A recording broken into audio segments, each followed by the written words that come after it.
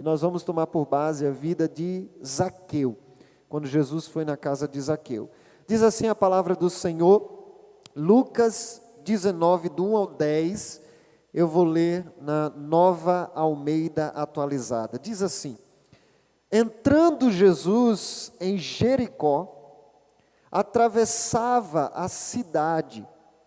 Eis que um homem rico chamado Zaqueu, chefe dos publicanos, procurava ver quem era Jesus, mas não podia, por causa da multidão e por ser ele de pequena estatura. Então, correndo adiante, subiu num sicômoro, a fim de ver Jesus, porque ele havia de passar por ali. Quando Jesus chegou àquele lugar, olhando para cima, disse: Zaqueu, desça depressa, porque hoje preciso ficar na sua casa. Zaqueu desceu depressa e o recebeu com alegria. Todos os viram isto e murmuravam, dizendo que Jesus tinha se hospedado com um homem pecador. Zaqueu, por sua vez, se levantou e disse ao Senhor: Senhor, vou dar metade dos meus bens aos pobres, e se roubei alguma coisa de alguém, vou restituir 4 vezes mais. Então Jesus lhe disse: hoje houve salvação nesta casa, pois também este é filho de Abraão, porque o Filho do Homem veio buscar e salvar o que se havia perdido. Amém? Vamos orar mais uma vez, Pai, diante da Tua palavra, ó Deus, palavra registrada, que o Senhor deixou, ó Deus, para nos abençoar, para nos dirigir, para nos conduzir, para nos transformar.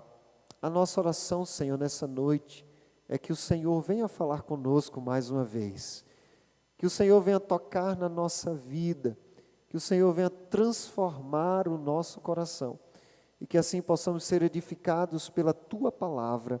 É a nossa oração, em nome de Jesus. Amém. Meus amados irmãos, a palavra do Senhor mostra exatamente a transformação de um homem, Zaqueu, e a transformação que ocorreu exatamente quando Jesus esteve na sua casa. A visita de Jesus na casa de Zaqueu. É interessante porque o versículo 1 começa dizendo que Jesus, ele entrou na cidade de Jericó e ele atravessava a cidade.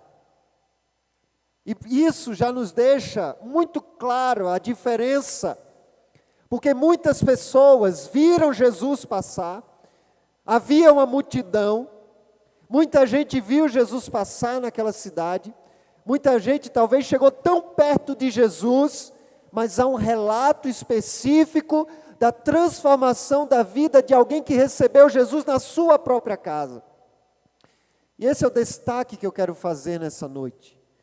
Muitas pessoas, elas têm a possibilidade de ver Jesus passando pela cidade, atuando em uma igreja. Tem gente que vê Jesus atuando na vida de alguém. Ela conhece alguém que foi transformada por Jesus, foi curada por Jesus. Ela vê Jesus atuando na vida de alguém. Ela vê Jesus atuando na vida dos outros, mas muitas vezes ainda não experimentou essa transformação de Jesus na sua própria vida. E talvez o que falta para essa pessoa é exatamente permitir que Jesus vá à sua casa, à sua vida, no seu coração e na sua família. Uma coisa é Jesus atuar em uma cidade, em uma igreja, em uma família. Outra coisa é recebê-lo em nossa casa, em nosso lar, em nosso coração.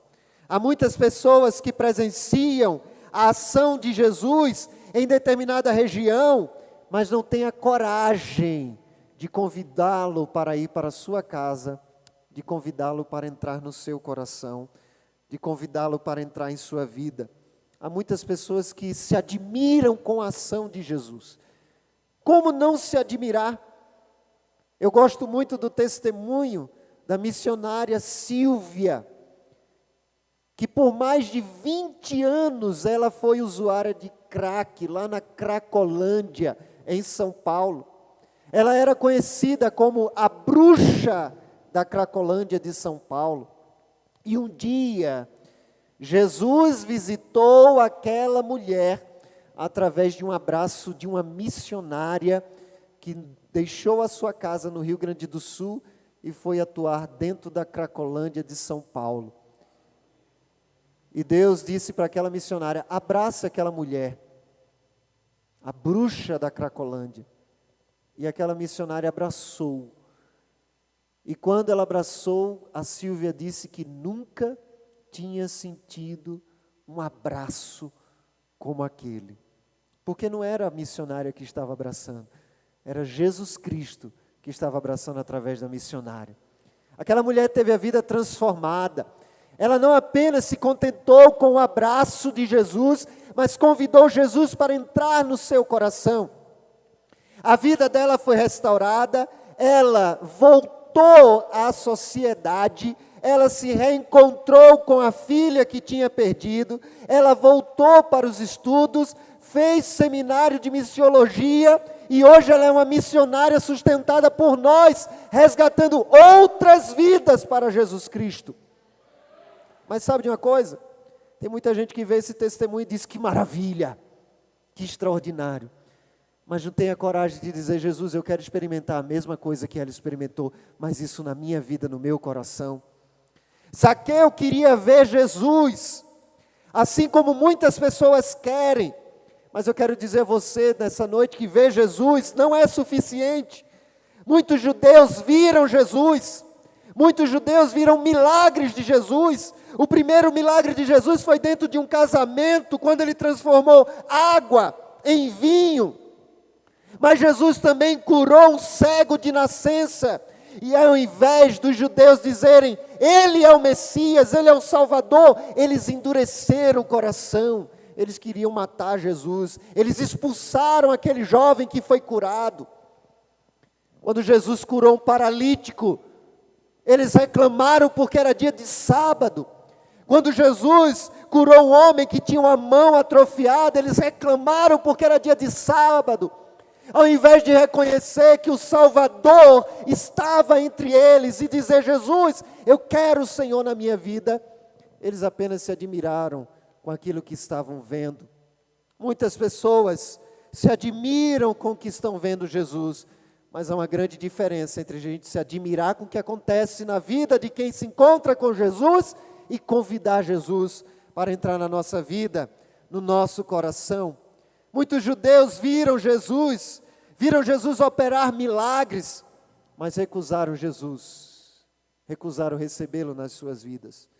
Mas na vida de Zaqueu, tudo mudou quando ele ouviu o convite de Jesus para ir na casa de Zaqueu. Ele prontamente recebeu.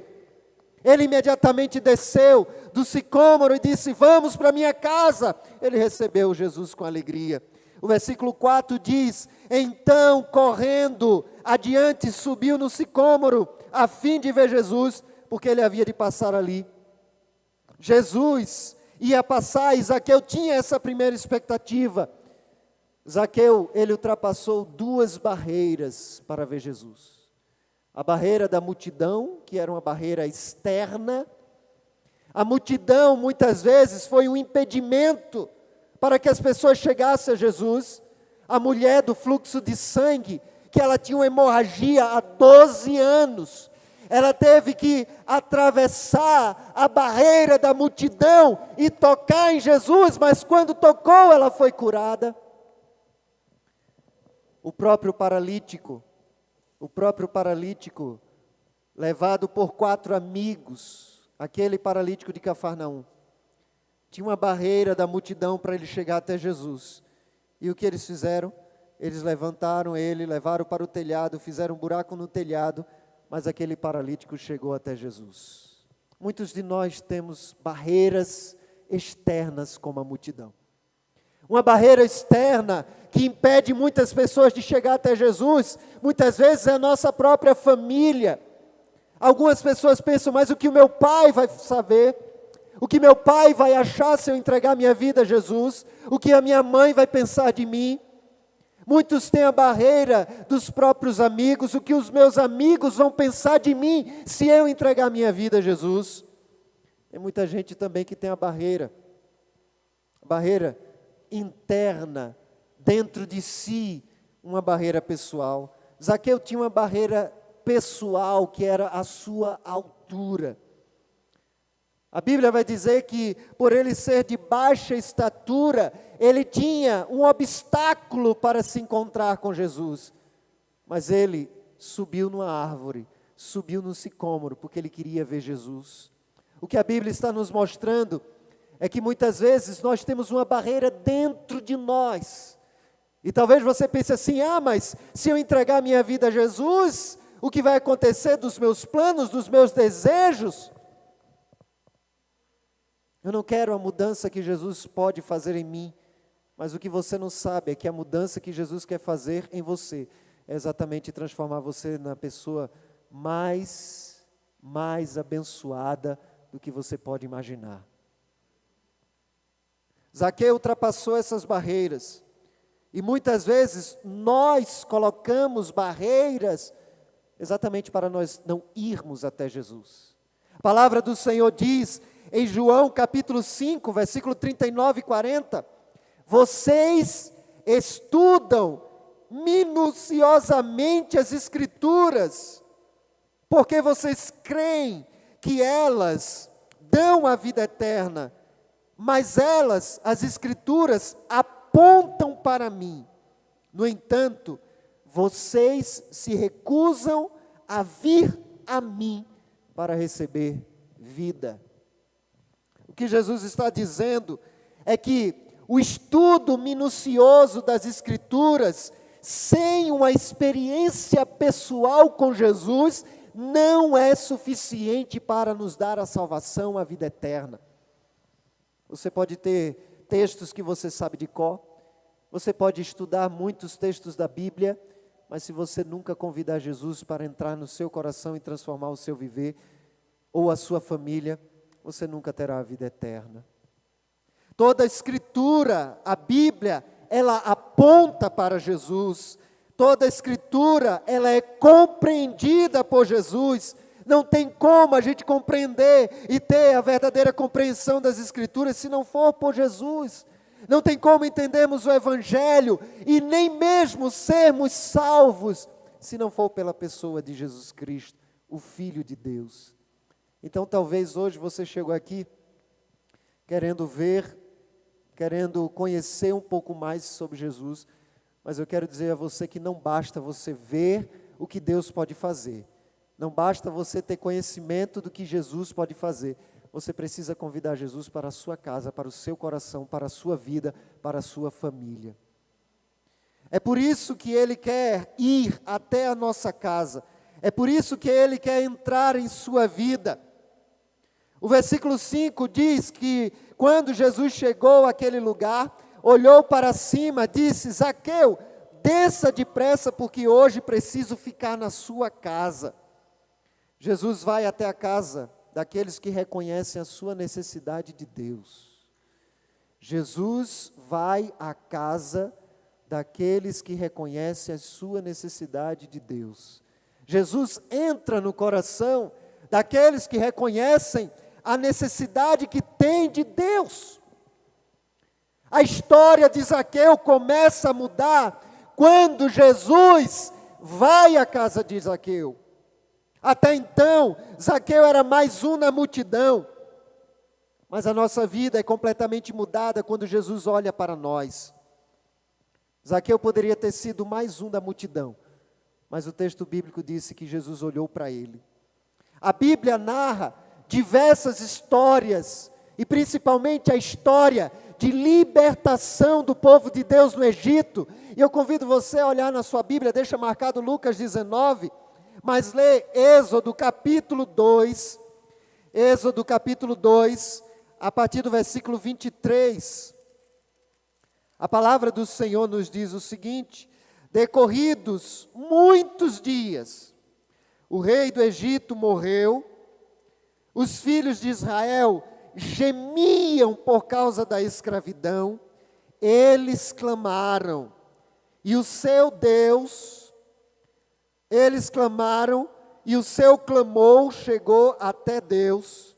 Deus ouviu o gemido deles e lembrou-se da sua aliança com Abraão, com Isaque, com Jacó, e Deus viu os filhos de Israel e atentou para a sua situação.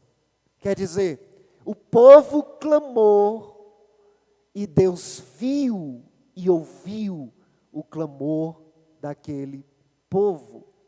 Ainda em Êxodo, no capítulo seguinte, capítulo 3, versículos 7 e 8, a palavra do Senhor diz assim: então o Senhor continuou, certamente vi a aflição do meu povo que está no Egito, ouvi o seu clamor por causa dos seus feitores, conheço o sofrimento do meu povo, por isso desci a fim de livrá-los das mãos dos egípcios. Quer dizer, o povo clamou, eles clamaram e Deus viu a aflição deles. Sabe o que a Bíblia quer dizer? Sabe o que a Bíblia quer dizer com isso?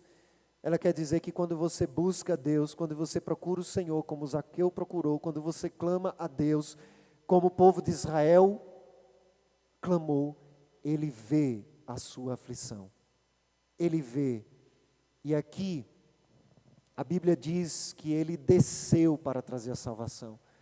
E a maior experiência de salvação está exatamente na encarnação de Cristo, quando Ele veio até nós para nos salvar. O Senhor viu e ouviu o clamor de Israel. A história de Israel começou a ser mudada quando Deus olhou para o seu povo. Deus está olhando para você nessa noite, meu irmão. Se você veio aqui, não foi por acaso. É porque você, assim como Zaqueu, quer mais do que ver Jesus, quer ter uma experiência com Ele. Voltando para Lucas 19, o versículo 6 ainda nos dá o panorama do que está acontecendo. Quando a palavra do Senhor diz que Zaqueu desceu depressa e recebeu Jesus com alegria. Zaqueu deixa de ser uma pessoa que desejava ver Jesus para ser alguém que tinha Jesus na sua própria casa. Ele deixou de ser uma pessoa que estava apenas olhando para ser alguém que estava tendo uma experiência pessoal com Jesus. Uma pessoa que quer conhecê-lo, para ser uma pessoa que recebe Jesus em sua casa, uma pessoa que recebe Jesus na sua vida. Quando convidamos Jesus para entrar em nossa casa, em nossa vida, em nossa família, em nosso coração, estamos dizendo para Jesus que Ele pode fazer a mudança que Ele quiser dentro de nós. E talvez essa seja uma das maiores barreiras que as pessoas têm, de saber que Jesus vai mudar dentro de nós aquilo que é necessário, exatamente para transformarmos naquilo que Ele planejou para nós. Meus irmãos, Jesus visita a nossa casa, Jesus visita a nossa vida. E lendo esse texto, eu vi 3 coisas fundamentais que eu quero transmitir para vocês. Primeiro, quando Jesus visita a nossa casa, a barreira da separação do ser humano com Deus, ela é quebrada. Quando Jesus visita a nossa casa, a distância de separação do homem, do ser humano para com Deus, ela é quebrada, ela é aniquilada. O versículo 7 nos diz o seguinte, de Lucas 19, diz assim: todos os que viram isto murmuraram, dizendo que Jesus tinha se hospedado com o pecador. A multidão, os fariseus, os judeus, os líderes religiosos, viram que Jesus foi para a casa de Zaqueu e eles começaram a reclamar. Como Jesus, que diz que é um mestre, está na casa de um publicano, de um pecador. A grande verdade é que o publicano, ele era um cobrador de impostos. Muitas vezes o publicano, ele era um judeu também. Mas sabe o que é que acontecia no contexto aqui de Israel?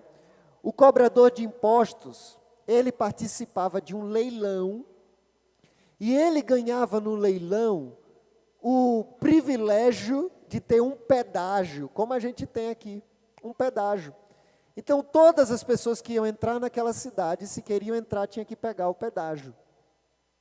Só que o leilão, a pessoa adquiria o pedágio e ela poderia cobrar o imposto que ela quisesse, exatamente para pegar de volta todo o dinheiro que ele investiu na compra daquele pedágio. E aí o publicano, que era esse cobrador de impostos, era visto como alguém terrível pelos próprios judeus, porque ele era um irmão judeu que cobrava imposto dos próprios judeus. E muitas vezes cobrando muito mais do que era devido, trazendo miséria para o seu próprio povo. Então os judeus olharam para os publicanos, olhavam como pessoas impuras, pessoas injustas, ladrões, corruptos, e eles achavam como que os publicanos eram pessoas terríveis. E aí Jesus vai para a casa de Zaqueu. Jesus que se diz o Messias, Jesus que se diz Filho de Deus, ele está na casa de um pecador, mas isso também é para provar que ele quer estar no meu e no seu coração, porque todos nós somos pecadores.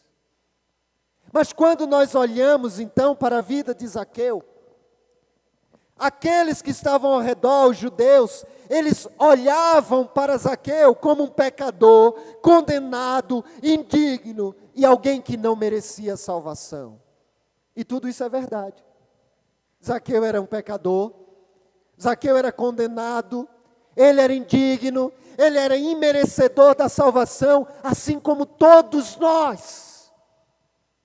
A Bíblia vai mostrar que a nossa condição como seres humanos é de pecadores, indignos e imerecedores da salvação.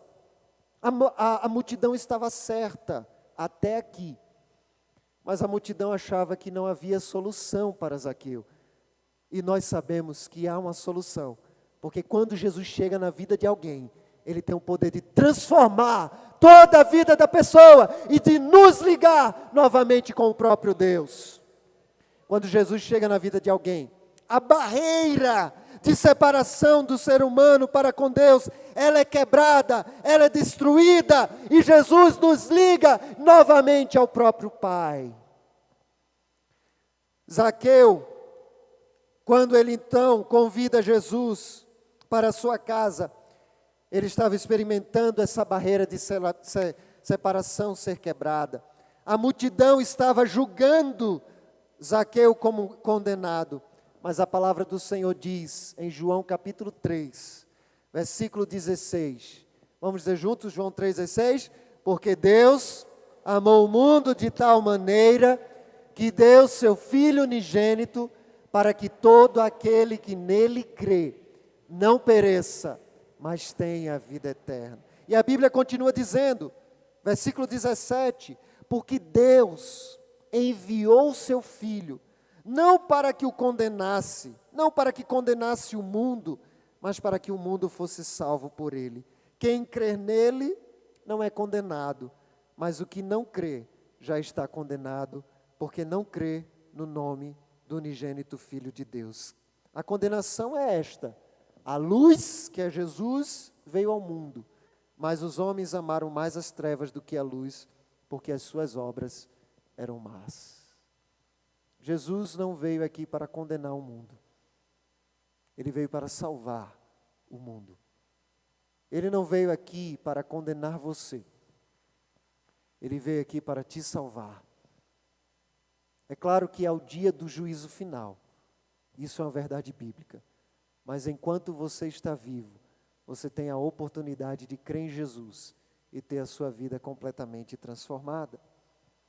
A Bíblia deixa muito claro, irmãos, que quando o homem pecou, em Gênesis capítulo 3, houve um rompimento da ligação do ser humano com Deus. O profeta Isaías, no capítulo 59, versículo 2, ele diz assim, olha, foram as maldades de vocês que os separaram de Deus. Por causa dos seus pecados, Ele se afastou e já não mais os ouvirá. Todo ser humano sem Cristo, ele está completamente separado de Deus. A nossa maldade, a nossa iniquidade como ser humano nos afastou completamente de Deus. Romanos capítulo 3, versículo 23 diz: todos pecaram e estão afastados da presença gloriosa de Deus. Não há nada que o ser humano possa fazer para se ligar novamente a Deus. Apenas crer em Jesus, porque somente Jesus pode quebrar a barreira de separação entre o homem e Deus, entre o ser humano e o próprio Deus. Então, se você se admira com Jesus, isso é muito bom, mas não é suficiente. É preciso convidá-lo para a sua vida, para a sua casa, para a sua família. O que a Bíblia está nos dizendo é que o nosso pecado nos afastou de Deus. E é interessante como a Bíblia vai mostrar que esse afastamento, ele é progressivo. Em Gênesis capítulo 3, Adão e Eva pecaram e eles foram expulsos do jardim do Éden, expulsos do local onde eles se encontravam diariamente com Deus, onde a presença de Deus era real. Eles foram afastados. Mas em Gênesis capítulo 4, o filho de Adão e Eva, Caim, matou seu irmão, e mais uma vez o pecado fez com que Caim se afastasse mais ainda da presença de Deus. E em Gênesis capítulo 4, versículo 14, a palavra de Deus fala assim, quando Caim fala com Deus: hoje tu estás me expulsando desta terra, terei de andar pelo mundo sempre fugitivo e me escondendo da tua presença. O nosso pecado nos separa de Deus. A nossa iniquidade como humanidade progressivamente nos leva cada vez mais para longe de Deus. O nosso pecado nos faz nos esconder de Deus. Quando Adão e Eva pecaram, e Deus disse a Adão, Adão estava escondido. Nunca ele tinha se escondido de Deus. Agora ele estava se escondendo, porque o nosso pecado nos faz nos esconder de Deus. Caim, ele diz: agora eu vou ter que andar fugitivo e me escondendo da tua presença. Então, a nossa realidade sem Cristo é uma realidade de distanciamento de Deus, separados de Deus. Assim era a condição do ser humano sem Deus, sempre fugindo de Deus, sempre se distanciando de Deus, e por isso Deus veio até nós. O ser humano não iria buscar a Deus, o ser humano não iria se voltar para Deus, mas a palavra de Deus diz em João capítulo 1, 14, o verbo se fez carne e habitou entre nós. Jesus veio para nos salvar, para salvar o seu povo dos seus pecados. Quando o anjo foi falar com José, que Maria estava grávida, ele disse: Maria está grávida, e vocês vão colocar o nome desse menino de Jesus, porque ele salvará o seu povo dos seus pecados. Mateus capítulo 1, versículo 21. Ele salvará dos seus pecados, porque é o nosso pecado que nos leva à morte eterna. Em Romanos capítulo 6, versículo 23, a palavra de Deus diz: porque o salário do pecado é a morte, mas o dom gratuito de Deus é a vida eterna em Cristo Jesus, nosso Senhor. Meus irmãos, quando nós convidamos Jesus para a nossa casa, para a nossa vida, Ele quebra a barreira que nos separa, como seres humanos, nos separa de Deus. Em João capítulo 14, versículo 6, um texto bem conhecido, respondeu Jesus: eu sou o caminho, vamos dizer juntos? Eu sou o caminho, a verdade e a vida. Ninguém vem ao Pai, senão por mim. Olha o caminho que leva a Deus Pai, é Jesus. A Bíblia está nos dizendo que existe um caminho, o caminho é Jesus. Você pode tentar chegar até Jesus sendo uma pessoa boa, não vai conseguir. Você pode tentar chegar até Deus, tentando não pecar, não vai conseguir. Você pode tentar ganhar a vida eterna, obedecendo seus pais, não vai conseguir.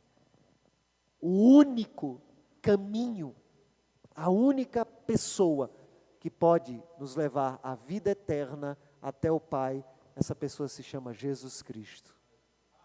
A palavra do Senhor diz, em 1 Timóteo capítulo 2, versículo 5, porque há um só Deus e um só mediador entre Deus e os homens, Jesus Cristo, homem.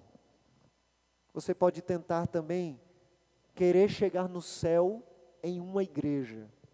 Ah, mas eu sou daquela igreja. Isso não é suficiente. Ah, mas eu conheço aquele pastor. Isso não é suficiente. Eu fui batizado quando eu era criança. Não é suficiente. Você precisa ter Jesus no seu coração e na sua vida. Ele é o único mediador entre Deus e os homens, somente Jesus. Só pela cruz de Cristo. Mas quando a gente então percebe que Jesus, quando vem na nossa casa, Ele quebra a separação do ser humano para com Deus, nós precisamos fazer duas perguntas. Primeiro, essa barreira já foi quebrada na minha vida? Se quando Jesus chega, Ele quebra essa barreira, Ele nos liga novamente com Deus Pai. A pergunta é, Ele já fez isso na sua vida? Você se sente novamente reconciliado com Deus Pai? Você tem intimidade com Deus? Você tem um relacionamento pessoal com Deus? Ou não? Você percebe que você ainda foge de Deus, como todo ser humano sem Cristo? Você está fugindo de Deus? A segunda pergunta é, talvez você já experimentou essa ligação de volta com Deus.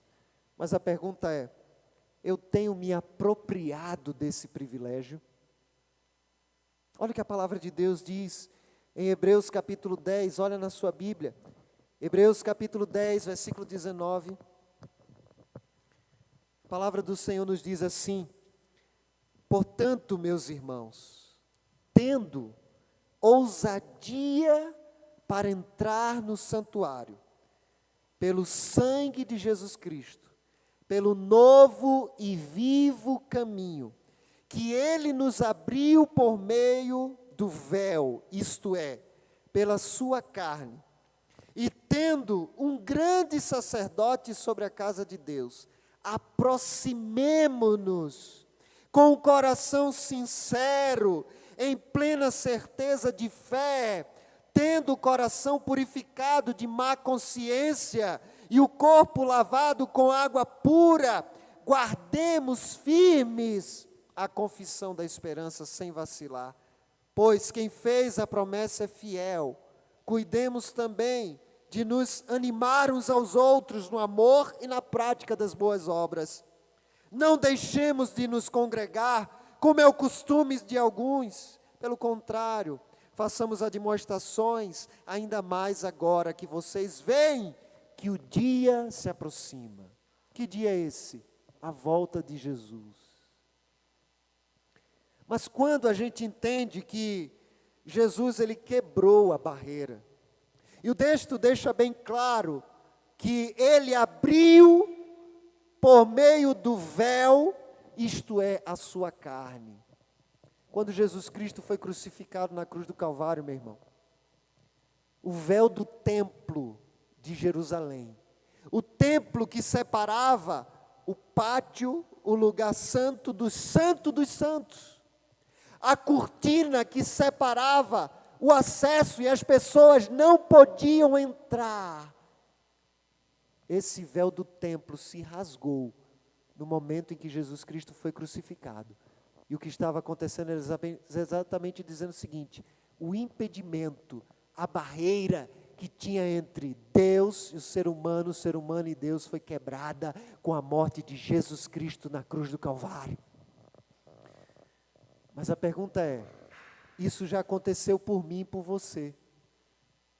E o texto diz assim, versículo 19: portanto, meus irmãos, tendo ousadia para entrar no santuário, pelo novo e vivo caminho que foi aberto por Jesus, aproximemo-nos. A pergunta é, você tem experimentado essa aproximação de Jesus?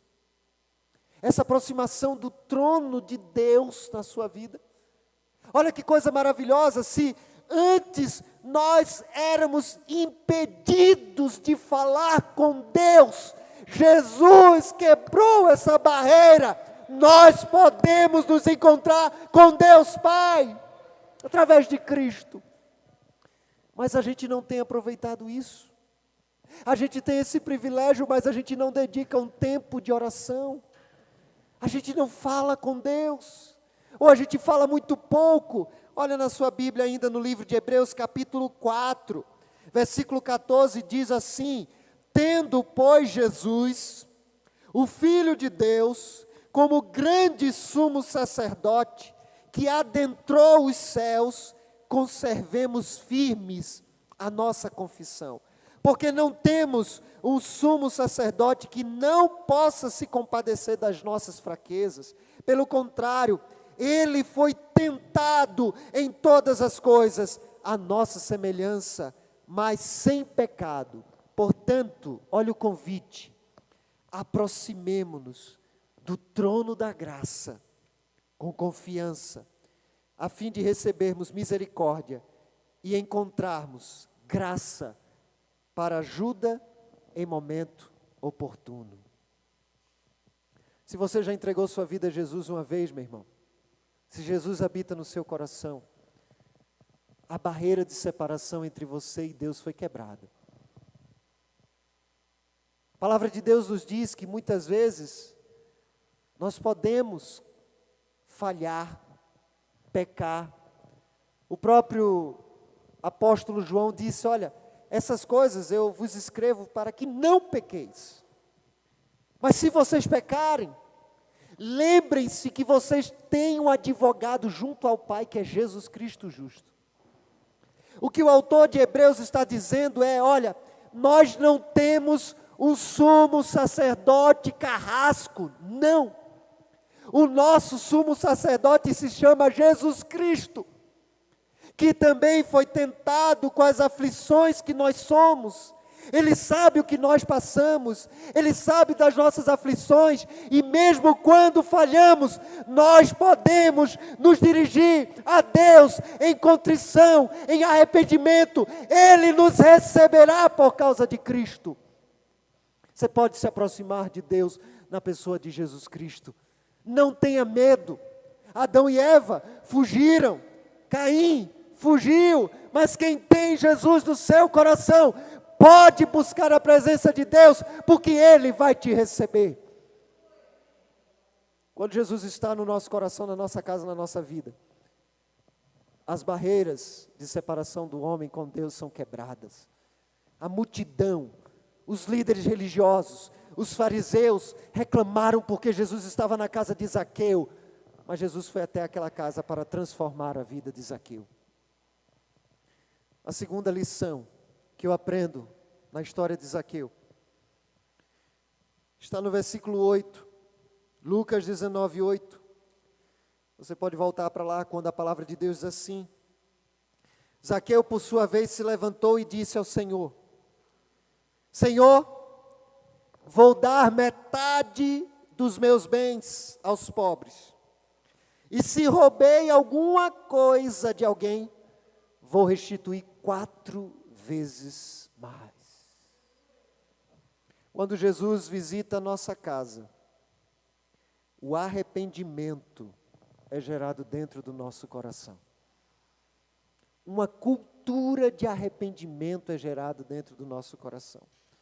Quando Jesus visita a nossa casa, a nossa vida, quando convidamos Ele para entrar em nós, o arrependimento é gerado na nossa vida. O arrependimento é uma marca do discípulo. Zaqueu estava reconhecendo, como publicano, como cobrador de impostos, que ele certamente tinha cobrado mais do que devia. É por isso que ele está dizendo: eu vou dar metade do que eu tenho para os pobres, e eu vou restituir 4 vezes mais aquilo que eu roubei de alguém. Ele tem um arrependimento dos seus erros. É impossível alguém se encontrar com Jesus e não se arrepender. Todos nós temos algo por se arrepender. Todos nós. O arrependimento é a marca do discípulo. O resultado imediato e prático da visita de Jesus na nossa vida, na nossa casa, é uma postura de arrependimento. Não tem coisa mais triste do que ter alguém que não se arrepende. Pessoas rancorosas que não reconhecem os seus erros, as suas falhas. Se não houve um verdadeiro encontro com Cristo, então nunca vai acontecer uma cultura de arrependimento dentro do coração de alguém. O arrependimento é uma marca fundamental e contínua na vida do discípulo. Não basta dizer: lá atrás eu me arrependi dos meus pecados. Todos nós falhamos, temos que nos arrepender todos os dias. Quais são as marcas de um genuíno arrependimento? Eu diria que são 2 marcas. A primeira é a confissão. Ninguém se arrepende e fica calado. Ela vai confessar. Ela vai abrir o seu coração. Imediatamente Zaqueu perdeu qualquer vergonha, porque ele sabia que estava diante do Salvador. Ele então expressa: olha, eu vou dar metade do que eu tenho aos pobres. E se eu roubei alguém, eu vou dar 4 vezes mais aquilo que eu roubei dessa pessoa. É necessário a confissão. A palavra do Senhor diz em 1 João, capítulo 1, versículo 9: se confessarmos os nossos pecados, Ele é fiel e justo para nos perdoar os pecados e nos purificar de toda injustiça. É preciso confessar. É preciso colocar para fora. E sabe por quê? Olha na sua Bíblia. No Salmo 32, os teólogos atribuem esse salmo exatamente para o contexto em que Davi adulterou com Batseba.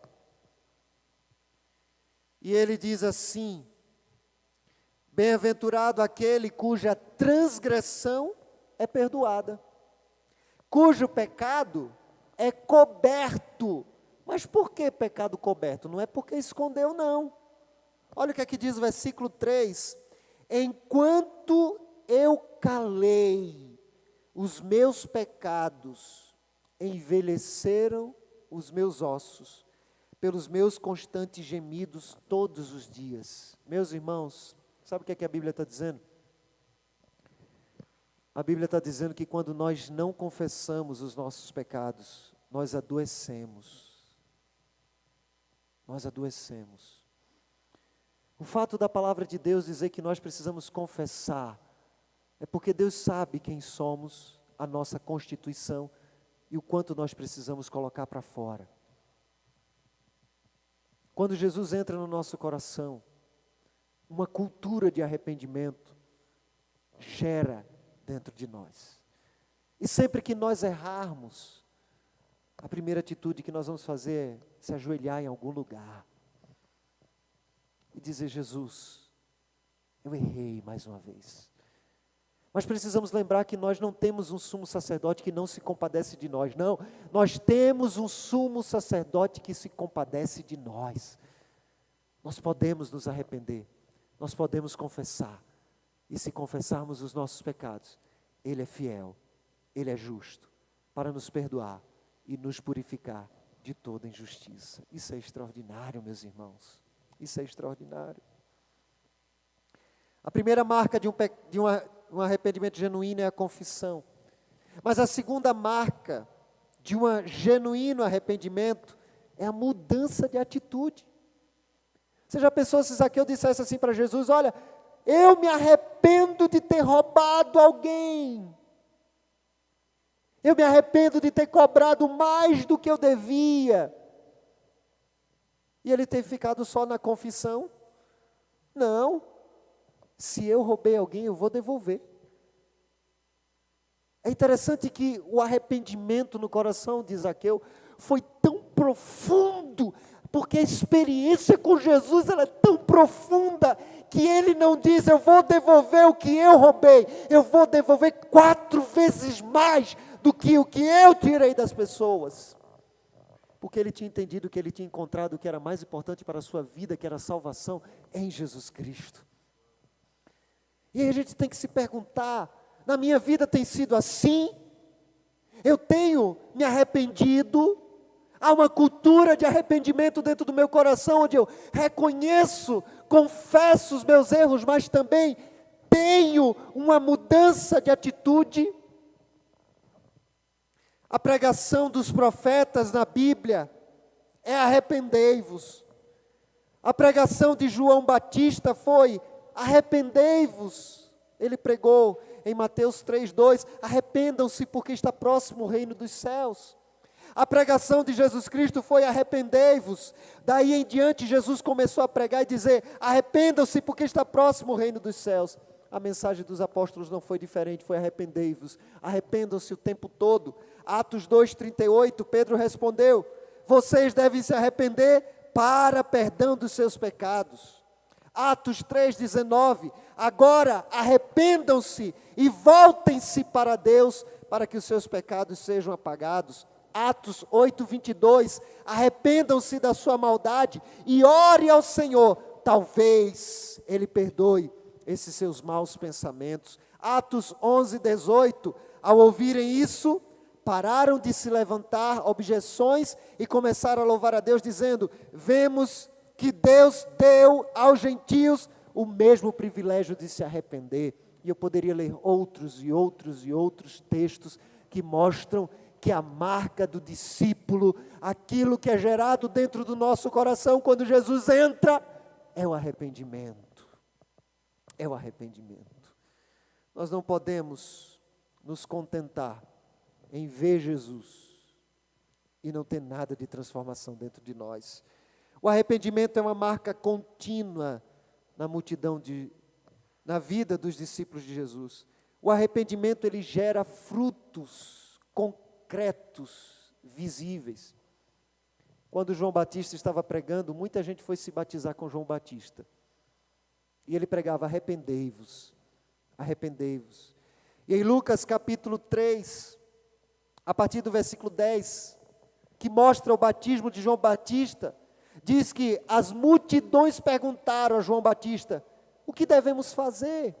E ele respondeu: quem tiver 2 túnicas, reparta com quem não tem. Quem tiver comida, faça o mesmo. Mas não foram só a multidão. Os publicanos perguntaram: o que devemos fazer? E João disse: não cobrem mais do que é estipulado. Por quê? Porque os publicanos, como eu disse, cobradores de impostos, cobravam mais do que era estipulado.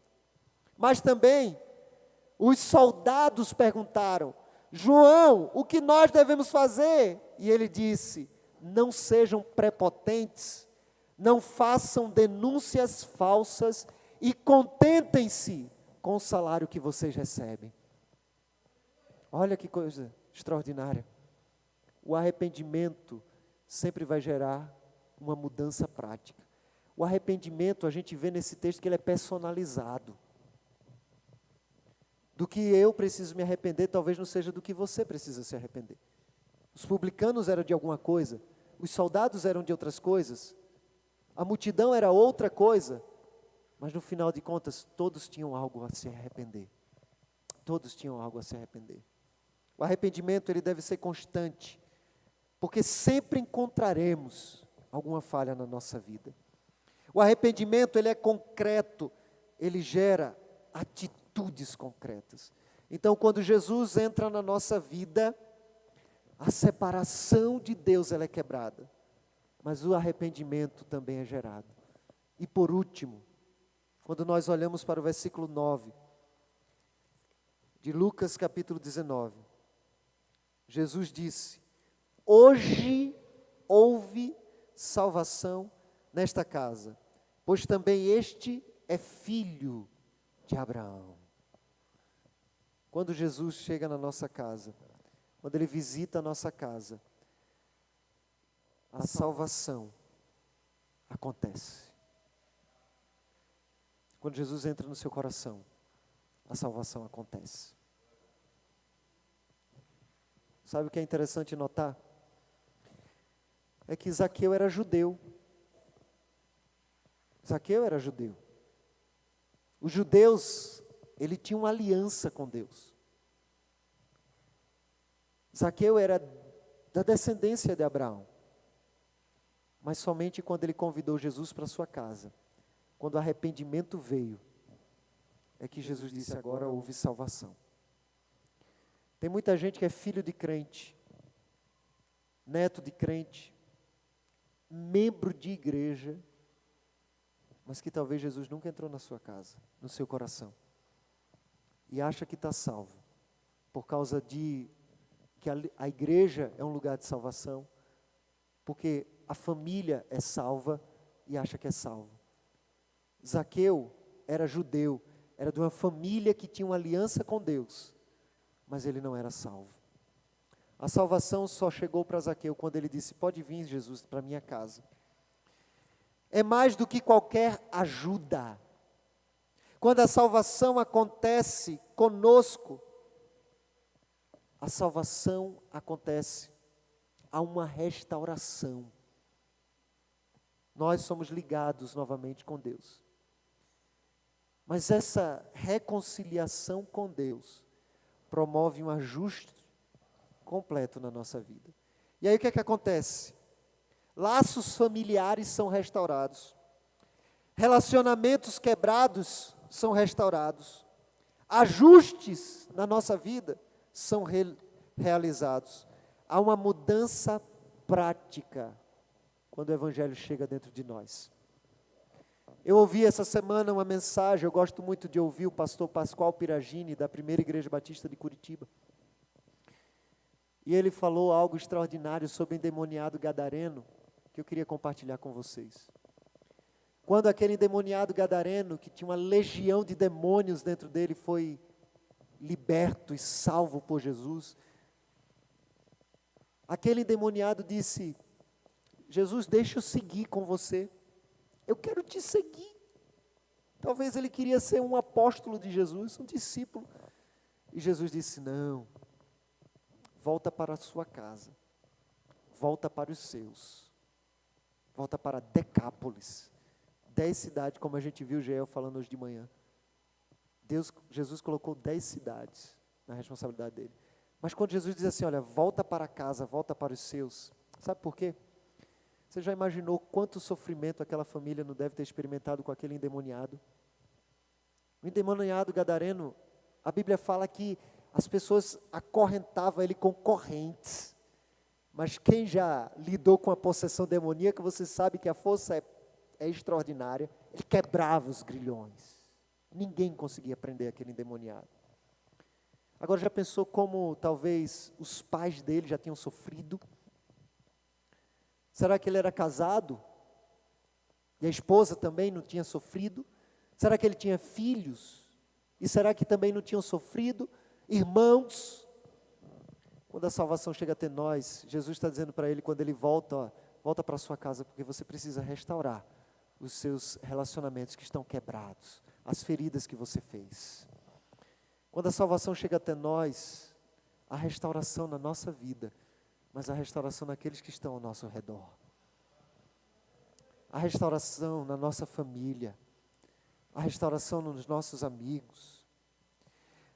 Jesus estava então dizendo para aquele homem também, especificamente para o endemoniado, que antes de realizar qualquer obra para Deus, ele precisava ajustar o que ele tinha que ajustar com os seus.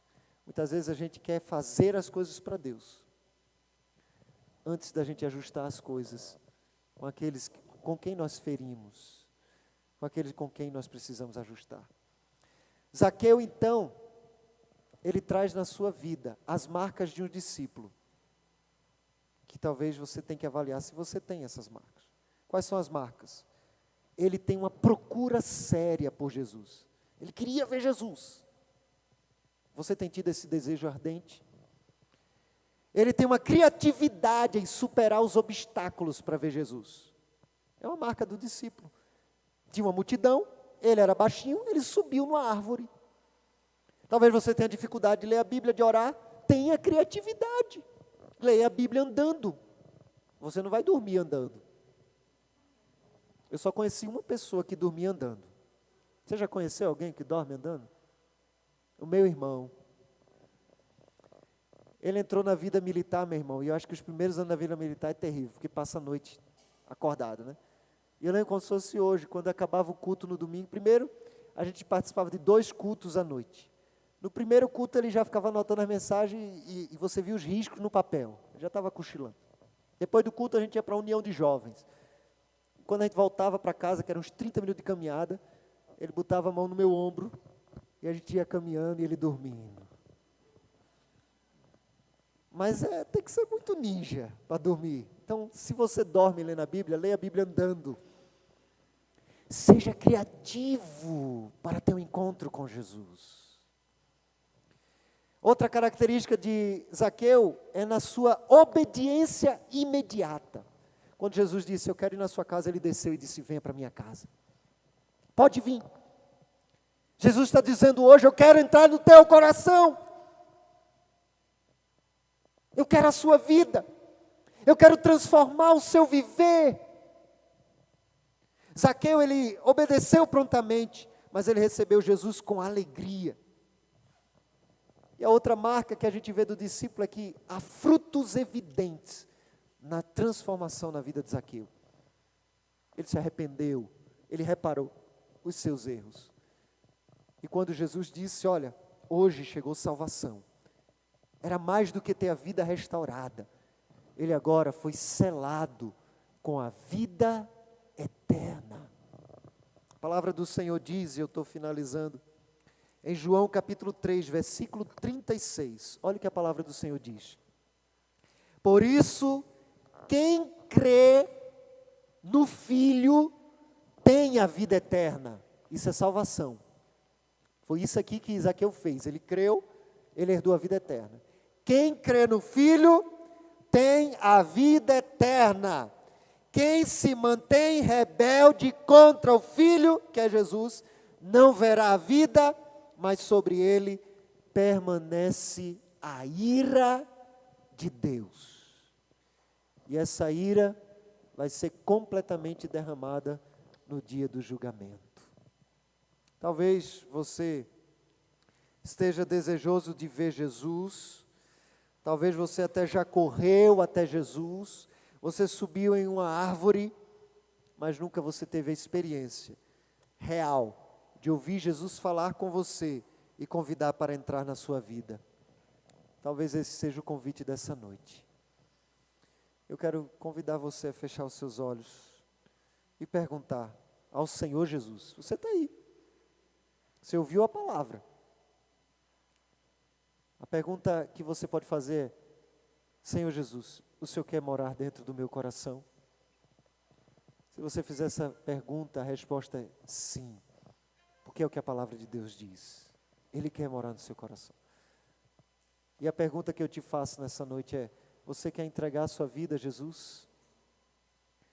Entregar por completo, dizer, Jesus, entra na minha casa, entra na minha vida. Eu estou me entregando ao Senhor. Eu não quero apenas ver, eu não quero apenas te conhecer, saber o seu nome. Eu quero o Senhor na minha vida, promovendo as transformações que só o Senhor pode fazer. Enquanto nós estivermos cantando, e vamos cantar uma canção que diz assim: olha, tudo, ó Cristo, a ti entrego.